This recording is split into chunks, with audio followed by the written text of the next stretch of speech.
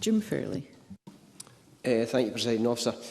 With the clear links to animal welfare, environmental damage and human health concerns over rampant bracken control, the only safe method for my constituents in controlling it in some areas is aerial spraying of Asulox. In light of the urgency of the timing of the application of the product running out, and with no clear indication from the Health and Safety Executive as to what their four-nation approach will be, can I ask the First Minister, will he personally intervene now and allow Nature Scott to issue the licences required to use Asulox to control bracken, given that there is no change to the scientific advice since last year when licences were granted?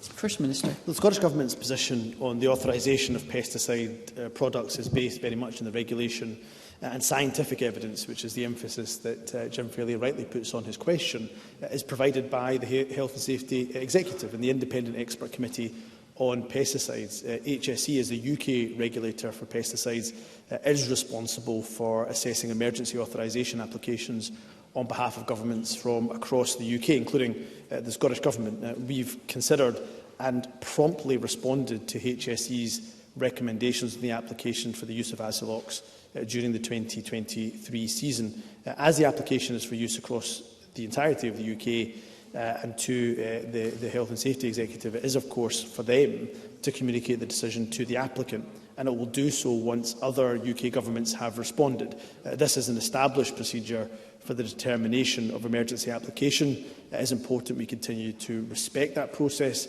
and therefore Nature Scott cannot act until the applicant has been informed of a decision. But I do take seriously what Jim Fairlie says. I will examine if there is anything further we can do. But what I would put on record is if other governments in the UK could respond to the Health and Safety Executive, that may well allow the Health and Safety Executive to come to a prompt decision.